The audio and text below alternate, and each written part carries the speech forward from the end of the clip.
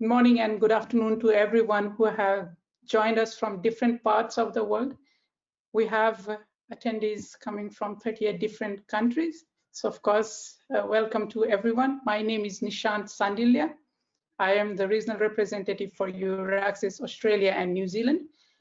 We are very glad and delighted to have three esteemed guests who have joined us today. We have Mika, Tirronen, the Counsellor of Education and Science from Embassy of Finland, New Delhi.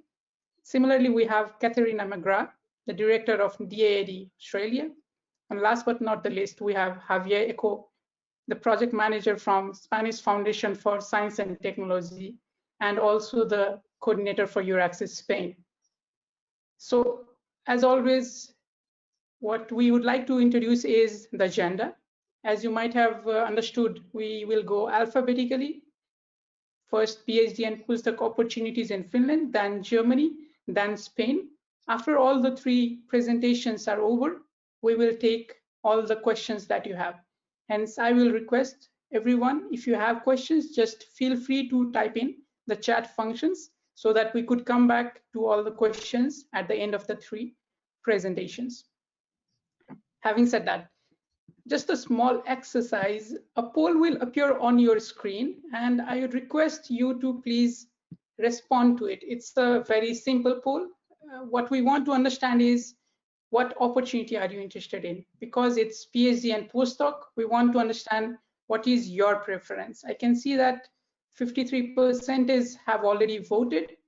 I'll still give you around 5 seconds before I close the poll. 3, 2, 1. I'll close the poll now. It's a very, very interesting result that we have, almost 50-50.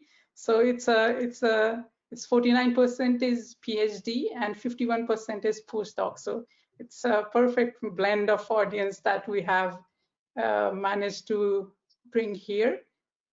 Without further ado, what we will do is we'll move on to our first presentation so that Mika can explain on what are the PhD and postdoc opportunities in Finland. Over to you, Mika. I'll give you the presenter rights now. Okay, thank you. Lovely, Nishant. So, yes, here we go. I put my slides now on the screen. I hope you can see. I put it full screen. Let me see. Okay, that one is disturbing. Let's put this down and now. Okay, hope you see this. Okay, yes. Thank you, Nishant, for this opportunity. Thanks for EURAXESS. It's a great thing to have this channel to speak to PhD and postdoc globally. I will tell a bit about the academic career opportunities in Finland. It is good to know that you are 50-50 in the audience because these slides are mostly for PhD and postdoc people. Finland is a small country, like many other Nordic countries as well. It's 5.5 million people. We speak 2 languages, or 3 languages officially, but most people speak Finnish and Swedish, and then of course English is quite strong. It's easy to communicate in Finland with English language. When it comes to research and innovation, we have 14 universities in our country, and then 25 universities of applied sciences, plus 12 national research institutes. We put around 3% of the GDP to research and innovation work.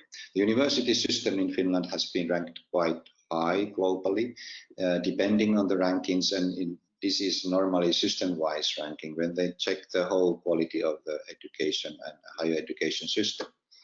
Also in other rankings, Finland normally ranks very top among top 3, like most innovative countries, availability of scientists, latest technologies, higher education and training. Traditionally, Finland is also ranked very high in basic education and also higher education. The We have very lot of professionals working in R&D per 1 million capita. So this is very high amount of our population. Also some other interesting rankings. I like this the happiest country in the world ranking. Finland was the happiest country 3rd time in a row. I don't know exactly how they measure this, but it is happy to be happy, or happy to know that you are happy. There are also other things than when it comes to life and living in our country. So balancing work life, for instance, or friendly working hours, safety, free education, gender equality, family friendly. So if you have a family and kids, this is a lovely place because education in Finland is free. And like I said, it is ranked among the top in globally. Especially if you look at Europe or Western countries, Finnish education system is at the very top. So when it comes to innovation leaders, this is done by European Innovation Scoreboard. You can see that Nordic countries, Central Europe, UK are very strong traditionally in innovations. Here is a map showing our universities, how they are scattered. This includes also the universities of applied sciences. So, and then there you see the northernmost university. This blue dot is exactly around the Arctic Circle. So in Lapland, we only have national field stations owned by universities. Most of the population live, however, in the capital area, in around Helsinki city. So don't get scared. This is a diagram showing how money flows from the ministry to universities. So most of the funding goes directly to universities and UAS. In the middle of the picture, you see Academy of Finland. It is the prime funding agency in Finland, funding basic research. So, and it organizes competitions, joint calls for their applications, also with other countries. And so when you consider coming to Finland, there are basically 2 ways to get funding, the main ways. One is to get funding directly from universities, or the other is to apply funding from the Academy of Finland. Also, universities can apply funds for you, depending on your position and depending on your how senior you are in your scientific career. Here in this picture, we see the funding scheme of the Academy of Finland. So biggest circle is the most interesting and relevant here. It's researcher-oriented funding. So there we have academic professors, we have academic research fellows, we have postdoctoral researchers, and then we have academic project funding. So depending on your seniority, if you are at the very top globally, you are able to apply academic professorship directly, or more likely the academic research fellowships, and then also postdoctoral funding. Those are personal funds that you fund by yourself. You just need to be affiliated to a Finnish university. But the academic project funding means that the project leader applies funding for his or her team. So if you join a Finnish research team as a team member, then the team leader can apply funds for you. So there are many ways to get funding. So it depends on the case, and I will later talk more about those ways. If you look at the quality of Finnish research, here in this measurement, 1.0 means the OECD average in most cited 10% of publications. So this tells something about the scientific impact of research done in each country. So in Finland, you see that business studies and economics are quite highly ranked. Actually, 2 years ago, the Nobel Prize in economy was given to a Finnish scholar. Also humanities are very high, agricultural and forest sciences. This is not a wonder because we have a lot of forests in Finland. ICT and electrical engineering is well known globally. These are mean values. Of course, inside each of these domains, you have peaks and you have votes. If you look at the universities, University of Helsinki normally ranks between 50 to 100 in the Shanghai list.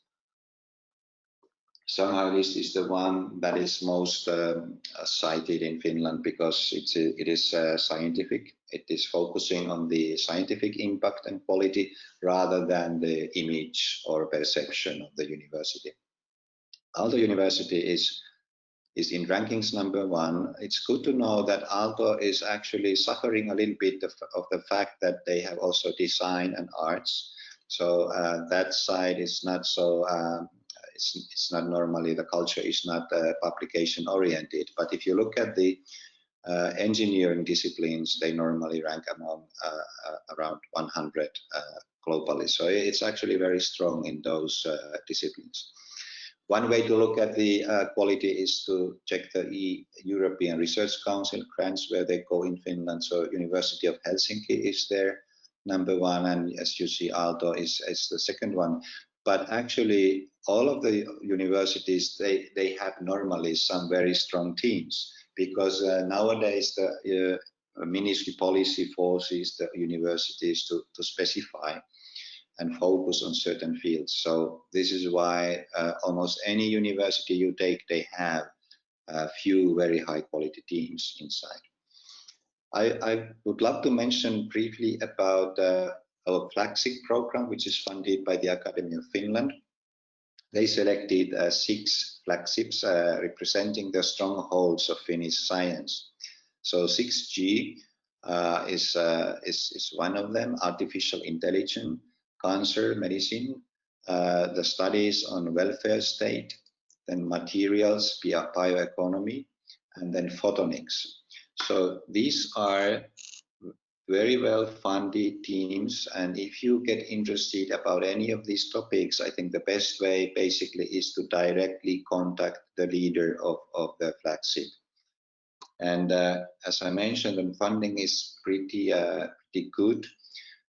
During the next 3 years, they are getting 500 million euros, 0.5 billion euros to these teams. So they are pretty nicely funded. So they have normally it's pretty easy and quick if you contact directly and show your interest and your CV. So it may be a very quick way actually to get into the topmost teams. I would love to mention briefly that the fastest supercomputer in public research in the world will start in Finland in January 2021. So this is a very exciting thing. It's a European consortium, mostly paid by EU, but then also many other countries are putting funds to this consortium. So exciting opportunity as well for any expert. How to study in Finland? So there are over 400 study programs in English in bachelor, master, and PhD. The easy way is to go to this website, studyinfinland.fi. They have listed all courses. You can search them, and then you can also look by university, each of the courses. And as I mentioned, the English skills in the country are pretty high. So Finland was ranked 6th in best in English in the world by non-natives. So this measures the whole population, not only kids or school young people, but also adults. So it's very easy to deal with English language in Finland. Doctoral studies in Finland take normally 4 years. You are then full-time student paid fully by the university. There are 2 ways. Either you contact directly the project leader, and then many times they have funds on their own, so they can directly pay the salary. Or then you join the university doctoral programs. The application time is normally is announced in the website that I showed you earlier in studyinfinland.fi. They show the deadlines for these doctoral programs. But as said, you can outside any deadlines, you can always contact professors and faculties. Then finally, I would love to mention a bit about the startup ecosystem in Finland. So in this background picture, they show the Slush startup event, which is the biggest one in Europe. And I think it is among the 2 biggest ones in world globally. So they gather, they take more than 30,000 startup people, investors, and so on to meet in Helsinki in November. And so it's very exciting thing. If you are interested to establish a startup, you get the residence permit for 2 years, and then if your startup is running, then of course you will get a renewal of this permit. And there's continuous application for this pathway, and detailed instructions you will find in Business Finland website. You will also get the startup kit which gives support. You get discounts to many services in Finland. So this was basically my message. I understood that the slides will remain in your, you get the access to the slides. So here are the contact details of Business Finland and myself. So please feel free to contact anytime. And it's very useful to go to EURAXESS.fi, because there basically all Finnish universities are announcing their free academic positions. So this is very, very easy way to check quickly what is going on in Finland. So thank you for your attendance. Thanks. Thank you very much, Mika. That was really interesting to see what all opportunities are there, and more precisely because when we send out these invitations, we give the audience some opportunity to ask questions. And I could see that some of the slides that you have included already responded to some of the questions that we have received. So of course, it's very useful to hear this from you. And to the audience, I would recommend you to write any question that you have in the chat function, so that later on at the end of the presentation, after Katharina and Xavier have presented, we will respond to your individual questions. Now I'll pass the presenter rights to Katharina, and she's going to explain about what are the PhD and postdoc opportunities in Germany. So good afternoon or good evening for us in Australia. Just give me 1 second so you can see my slides. Are you able to see my slides right now? Okay, wonderful. Then I would like to start my presentation with introducing you a little bit to the German research landscape in general.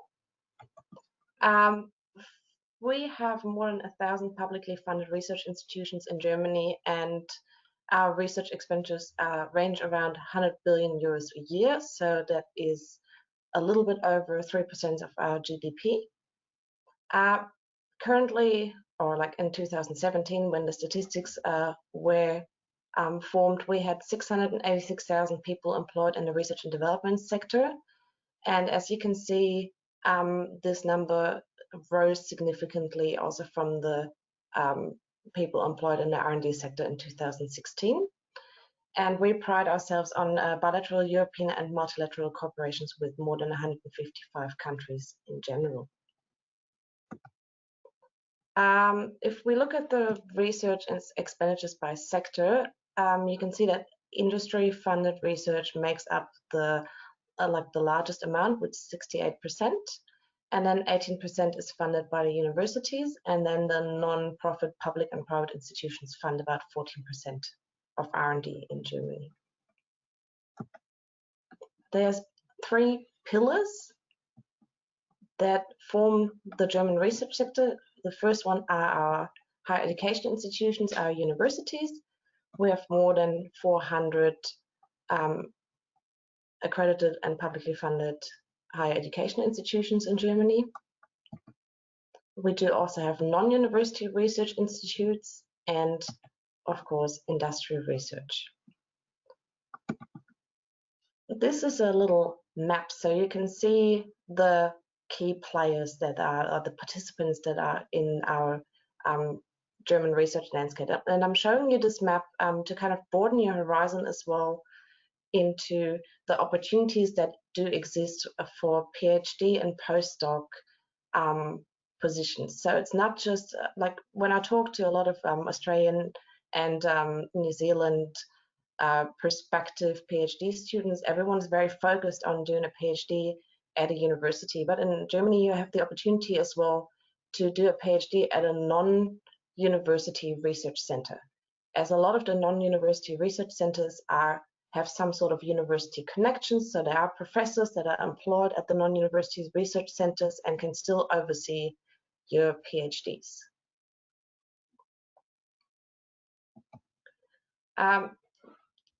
The biggest 4 non-university research centers are the Max Planck Society, the Helmholtz Association, the Fraunhofer Gesellschaft, and Leibniz Association.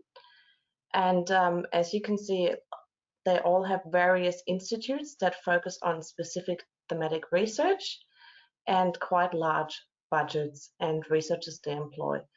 Those institutions usually have thematically specialized research groups where you're able to do a PhD within that research group or even have postdoc employment opportunities. The institutions advertise those positions on their websites. But also federal research institutions or state research institutions and academies of science and humanities offer opportunities for PhD and postdocs. So how to fund your PhD and what actually is a PhD in Germany? We do have 2 pathways to a PhD in Germany. One is an individual PhD and the other one is a structured PhD. Technically, there's a third one as well, but I'm going to get into that a little bit later. Individual PhDs basically mean that you do your own individual research under supervision of a supervisor, and you have the option of taking some courses or some forms of learning at the university, but they usually are optional. You concentrate mostly on your research and you have a very informal and unstructured program, meaning that you have a lot of responsibility laying on your shoulders in terms of structuring your work and structuring your research. Structured PhD programs, however, are the opposite of that. They're very strictly guided by a team of supervisors. There's a mandatory curriculum. There are offered by, for example, research training groups that have a specific program, and you would kind of go through that program. So it's very guided. Some people do prefer the traditional approach meaning the individual doctorate, and some people do more prefer the structured program. It depends really on your personality and also on the degree of supervision that you would prefer, and the also degree of, are you able to work independently or would you like a little bit more guidance yet? In terms of financing, there's no tuition fees for PhDs at German universities, and the living costs for students is approximately 800 euros per month. And this can be either self or parent financed or financed by the German supervisor or host institution. There's various financing options. There are scholarship options. There are research associate contracts with universities. So you could have a part-time teaching contract at a university, and that would finance your living expenses, for example. So yeah, I think the biggest difference also, as a PhD student in Germany, you're usually not viewed as a student as you might be in Australia. You are viewed as a researcher and as a colleague by the other professors. So that's just something to be aware of as well. Even if you do not want to do your complete doctorate in Germany, there are funding options as well for research stays up to 2 years. And this overview here shows you what programs are available. So there are, depending on how long you would like to stay, whether you would like to do your complete doctorate in Germany or just a research stay of up to 2 years, whether you prefer a scholarship or whether you prefer to have a work contract with the institution, and whether you'd prefer an individual doctoral project or a structured doctoral program. There are various opportunities here. You can see that all the non-university research institutes, so Fraunhofer, Leibniz, Max Planck, and also Helmholtz, have their own graduate school opportunities, and also that there are some mobility opportunities for research stays.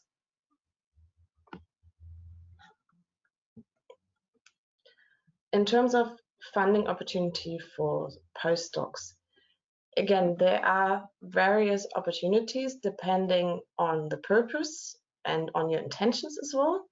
Would you like a short-term fellowship directly after finishing your PhD?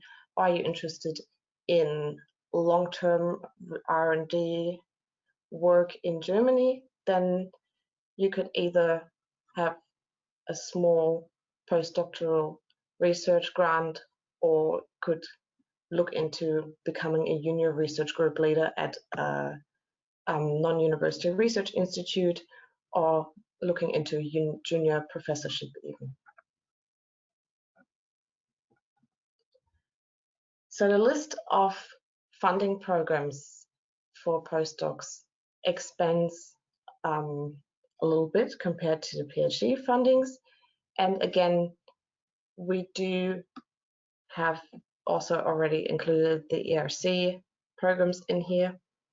But if we're looking at what's available from the German institutions, there are a few grants that I would like to point out, which is the Humboldt Research Fellowships.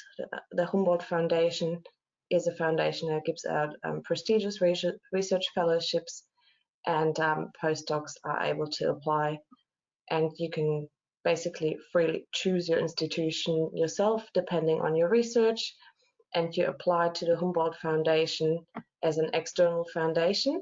This is not a research institute, and then you would basically do the research at the German institution, but you're bringing your own money to the table as well, which can be an interesting concept.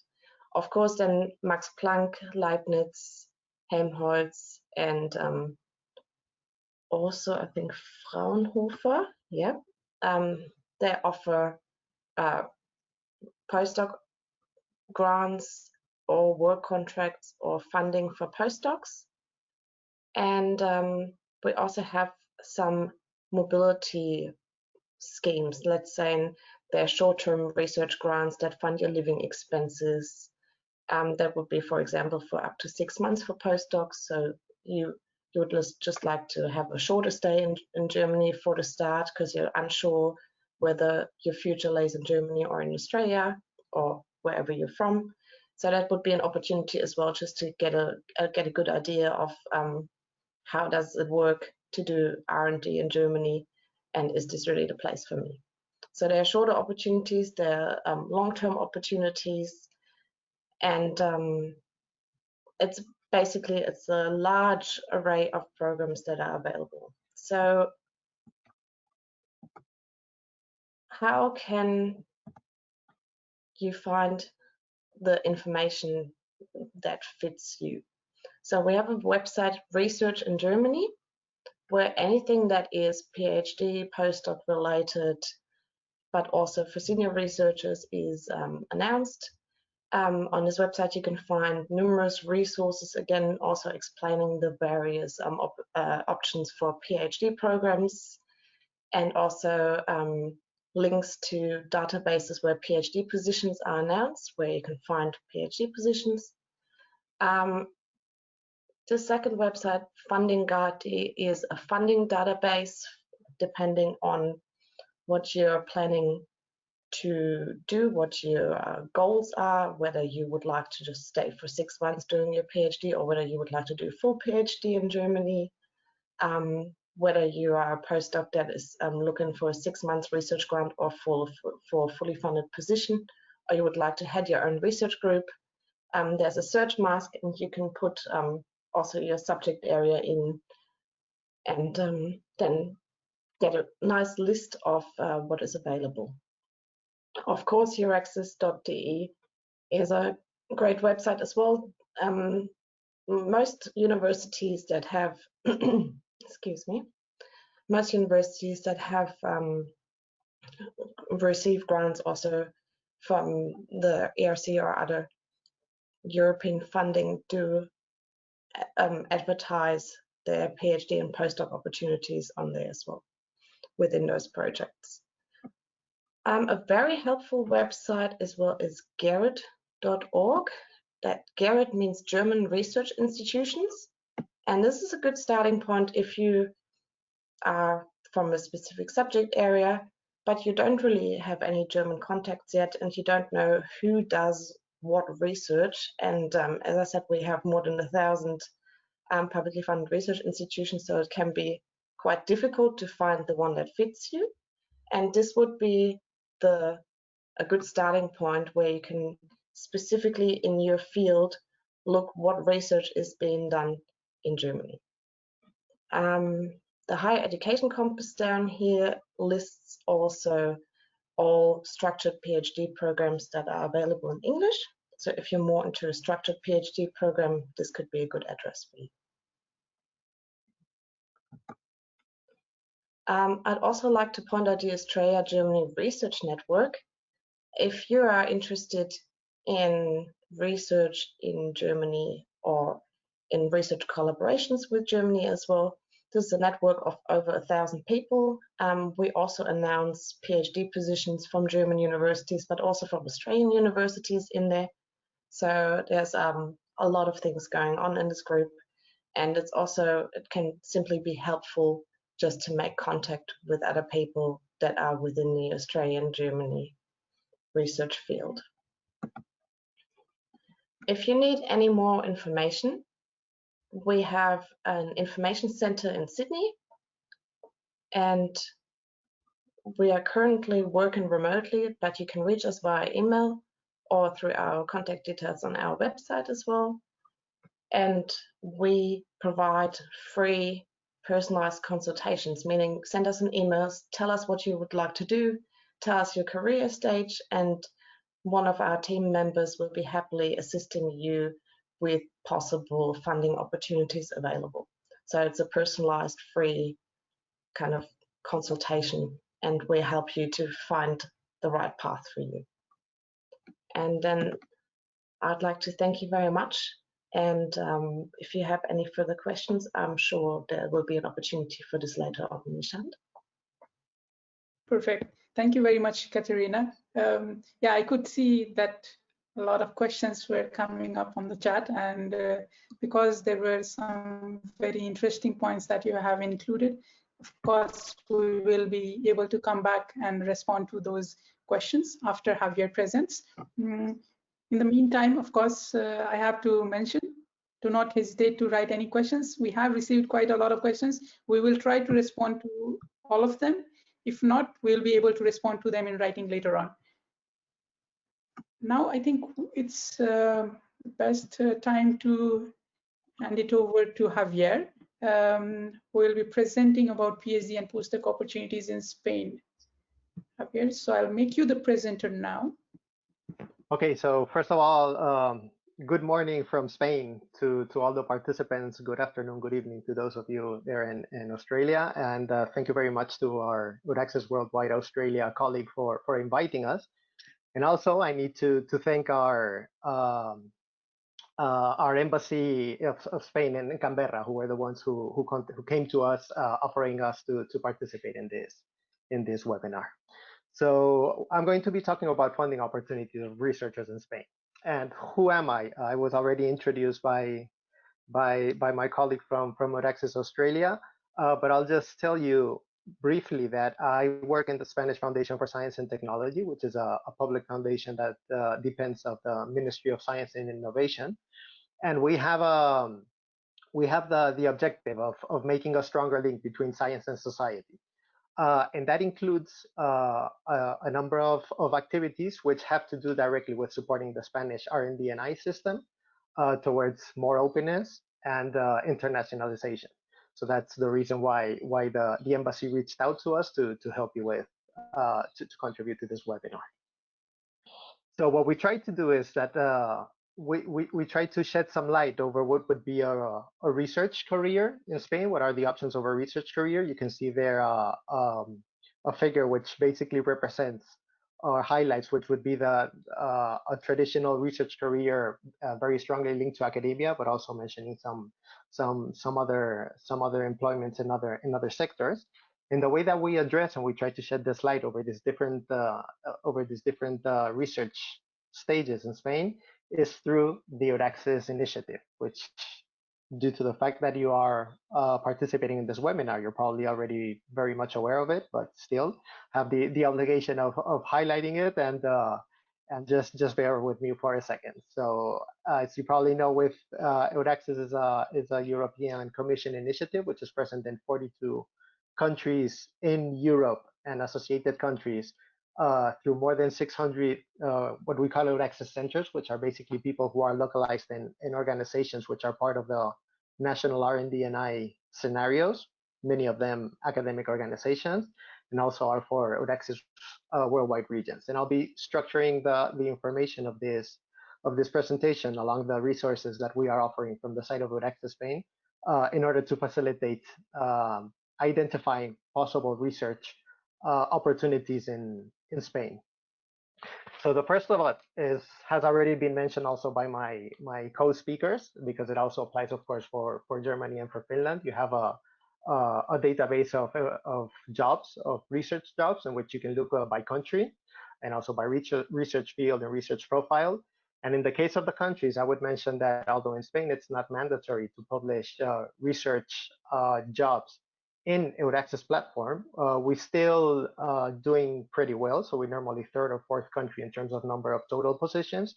But the kind of positions that you will most likely find when looking directly in EURAXESS jobs are temporary contracts linked to research programs, so to research projects, sorry. Many of them European fund. So this would be one of the options for looking for research opportunities in Spain. And then in what we call our national portal, so it's the chapter of the EURAXESS portal, which is specially devoted to Spain. We have what would be our most the section of the portal in which we are most proud of and which is the most relevant for this presentations, which is what we call Science in Spain. There we have a number of information topics, including sort of the national R&D&I scenario, so which are the main research, the public research organizations. We have information about our the funding program of research centers of excellence in Spain. And we also highlight the research recruitment opportunities, which are linked to the Spanish participation in the Mariscludos Calculi actions under the co-fund program. So going a little bit by pieces, this would be the most relevant document that you should, if you have to keep one piece of information of this presentation, is check our career path in Spain within our national portal.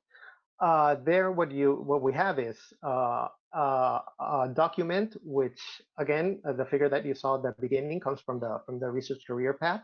So we try to structure what would be a traditional research career in Spain, and then we map underneath each of those research stages the funding opportunities that you have, and this includes the European funding opportunities, it also the national funding opportunities, of course, and regional funding opportunities, which also exists quite a number of them. This is a live document that we've been doing already for 4 years now, for 5 years, if I'm not mistaken. And we try to keep it up and update it every year because many of the calls are periodic, and I will be highlighting those that are periodic, especially at the national funding level.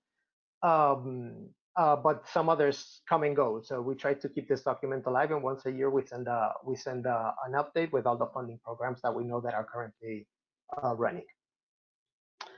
So going into into the structure, this is a little bit again the figure that I showed you at the beginning. So a representation of what could be the career options for a researcher in Spain, from the undergraduate level up to the tenure track and the final consolidation stages. And here, what you see in this first screenshot are mostly the national funding opportunities and the European funding opportunities. I'm going to start with the latter.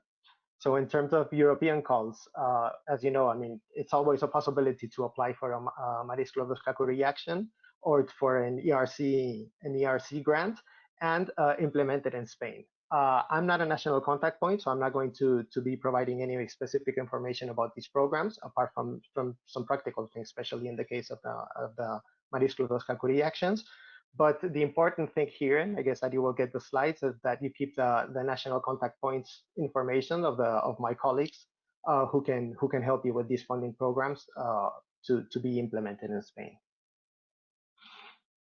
In terms of practical information, one of the things, as you know, the Marisclo Curie individual fellowships are presented together as part of a research project. And one thing that we do in Spain, like in many other countries, probably including the ones from my co-speakers, is that we are doing quite a heavy campaign among our research performing organizations in Spain to use the EURAXESS website to announce what we call expressions of interest. So it's basically a research team which expresses their willingness to present an individual fellowship proposal. And they look for candidates to prepare this proposal, which eventually might get funded or not. Then I'd also want to highlight that as part of our national funding, our national portal, we also made quite an effort to keep alive the information about the co-fund programs running, which are recruiting opportunities for predoctoral researchers and also for postdoctoral researchers, depending on the program. Which are published with support of the Marisclo Curie co-fund program. So we have that information also. We try to keep it alive in the national portal, and you can find the map of the ongoing Marisclo Curie co-fund actions in Spain, in which are the provision of the recruitment provisions in the near future. Also to mention that, of course, this kind of query can also be done in any of the countries, any of the 42 countries that participate in EURAXESS through the EURAXESS job database. Although, as we highlight there, the information there is not exhaustive. That's why we decided to make an additional effort and make this map with the ongoing programs in Spain in our national portal. And then we go to the national calls.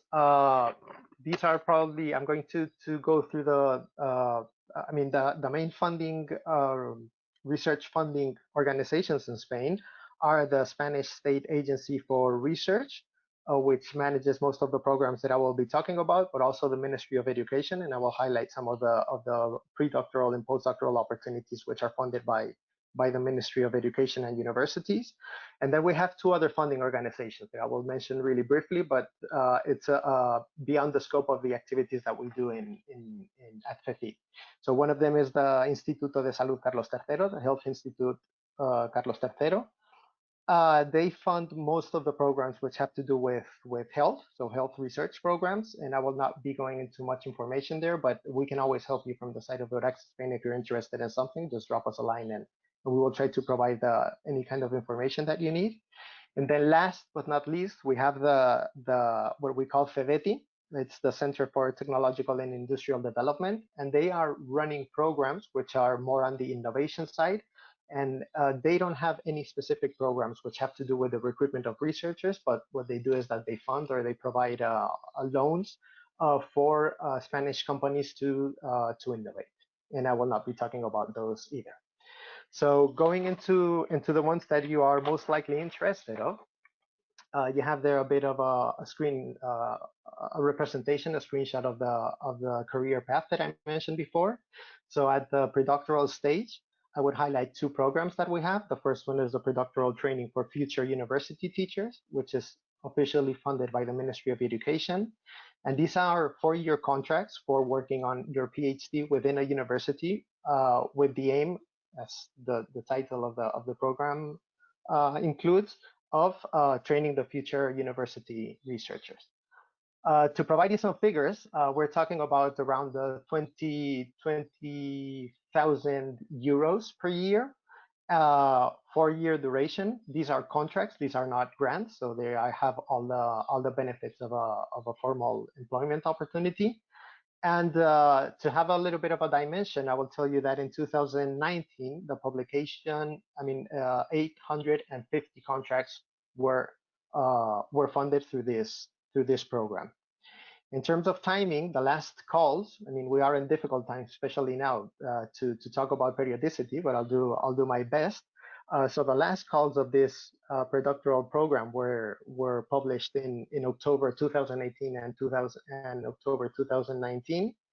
So we hope that along the next fall, it will be this funding program will be open for applying.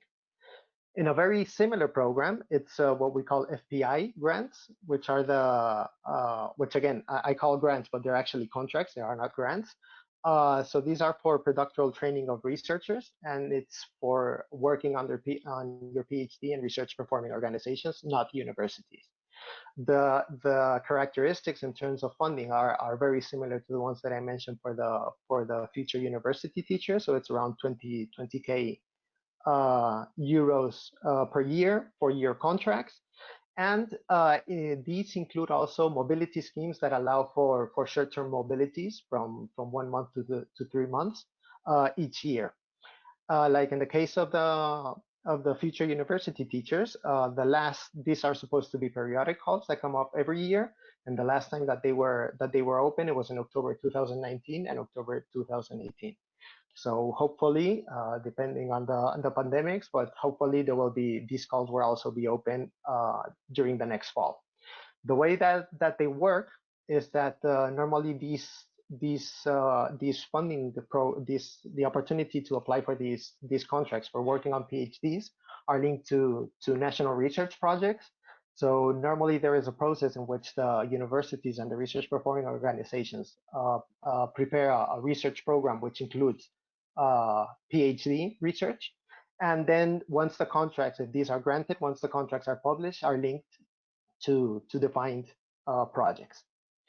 In terms of postdoctoral research, I will highlight 4 programs. The first ones, you can see the names there. Well, actually, you see the name of 3 of them, and one of them is that it's pending because it's for working in the private sector. So the first ones I'm going to mention are the Juan de la Cierva. There are 2 options, as you can see there. It's Juan de la Cierva Formación, which is aimed at early stage postdoctoral researchers. So meaning researchers which had finished their PhD rather recently and are starting their postdoctoral research at the moment of applying. These are 2-year contracts, which are about 25,000 euros annually, and normally have a duration of 2 years. And one of the good things is that there is a possibility of increasing the salary because the research organizations that apply for this normally also co-fund part of the grant of the contract, of the research. In a very similar way, but for postdoctoral researchers which already have a longer experience, I don't remember the years right now, but I can check them afterwards if you're curious. These are 3-year contracts and with a salary of around 29,000 euros, plus 6,000 euros for other direct costs. So it also allows for implementing some research activity as part of the call. In terms of number, last year, this should also be annual calls. Last year, there were 225 Juan de la Cierva Incorporación, so the ones for the early stage, and 200 for the Juan de la Cierva Incorporación, for the ones for more senior postdoctoral researchers. The next funding program, which is probably one of the stars of our national system, is the Ramón y Cajal contracts. So these are really prestigious calls and highly competitive. And these are really tenure track positions. So what they offer is 5-year contracts for really excellent researchers with a very good publication and research performing track. And it involves also an amount of money, which is 100,000 euros, which is granted to the institution that in which the researcher obtaining the Ramón y Cajal contract will get the funding in order to create a permanent position, as long as the tenure track requirements are accomplished by the researcher. Again, in terms of number, we're talking of a salary between 50 and 90,000 euros. And in terms of numbers, there were 200 positions offered in 2019. And finally, the Beatriz Galindo grants are also for postdoctoral researchers, in this case, for doing postdoctoral research in Spanish universities. The idea behind this program is actually to attract foreign talent. So there are some requirements about having an experience abroad before being able to apply for the Beatriz Galindo. And the last call was published in February 2020. So it's expected that at least until the beginning of next year, this call will not be open. There are two levels for the Beatriz Galindo, one for more junior researchers, which is for researchers that have less than 7 years of experience abroad. And then you have the Beatriz Galindo senior program, which is for researchers that have more than 7 years of experience in a foreign country, doing research in a foreign country. And then the last call, which is not mentioned there, which is also for PhD holders, so for postdoctoral researchers, is the Torres Quevedo program. In this case, it's a program which is for bringing PhDs into companies.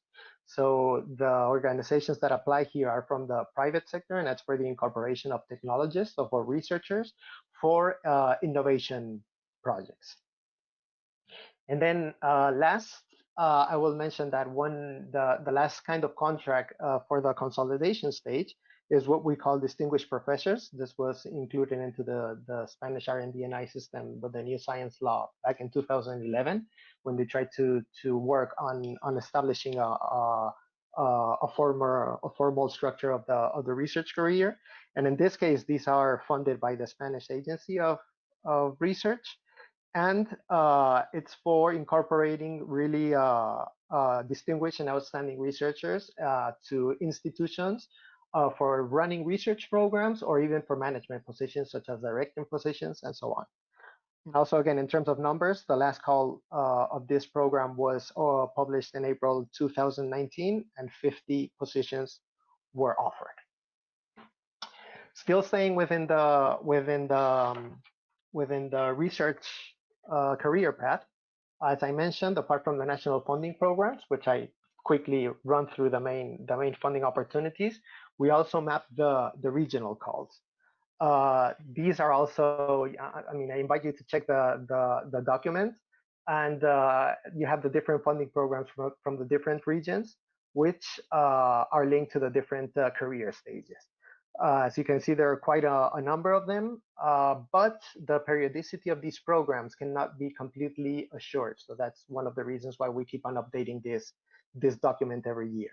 But I will mention a few of them, which for the time being, they have a historical track of being really reliable and publishing every week. So just a few names for you to highlight, which can be in the Basque Country, the Iker Basque Foundation, which they publish positions for predoctoral researchers and postdoctoral researchers, or the ICREA calls in Catalonia, which are very similar. I will mention that most of these programs well, I'll say all of these programs offer predoctoral grants, no, predoctoral contracts for working on PhDs, and many, but not all of them, offer postdoctoral positions. And again, this is an information that we make a very strong effort to keep updated in our Science for Spain section in the EURAXESS national portal. So that's why I invited you, that if you want to keep one piece of information of this presentation, go to the EURAXESS Spain portal and check the Science in Spain section. And also, I'll also mention that since last year in the career path, we've been trying to include also some other professional options. So these are related more to managerial tasks, but at some point might also be relevant for people, for researchers. We also include a bit of information, which is not so. There are not so many opportunities, but they do exist. Some private funding opportunities. Currently, it's from two organizations: the La Caixa, the Foundation of La Caixa, which is a bank that funds for doctoral positions and also for postdoctoral positions and research programs, and also the calls from the Spanish Associations Against Cancer. And as I said, all of this is in the research career path. And then the last thing, I finished my presentation highlighting, I mentioned at some point when introducing the Science in Spain section that we have like many other countries, we have a program to grant awards to research excellent performing organizations. This award, which is very, very competitive, includes additional funding to implement action plans that these excellent research performing organizations propose. And of course, they get the funding to implement it, and many of these funding is actually devoted to the recruitment of participants. So all of the centers which are awarded with this excellence award are under one association, which is called SOMA, and they also, although we also include this information within the section of EURAXESS, and we promote them to publish these positions also in the EURAXESS jobs portal, which most of them do. There's also a specific website where you can find information for doing on research opportunities in these research excellence centers and units.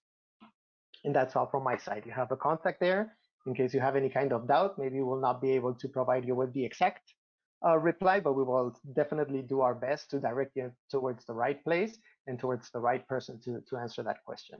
So thank you very much. Thank you everyone for joining in from different parts of the world. It has been a pleasure, and we hope we'll be able to stay in touch with all of you, and have a good day and good evening to everyone from different parts. Thank you everyone. Thank you. Goodbye. Thank you, Michelle. Thank you.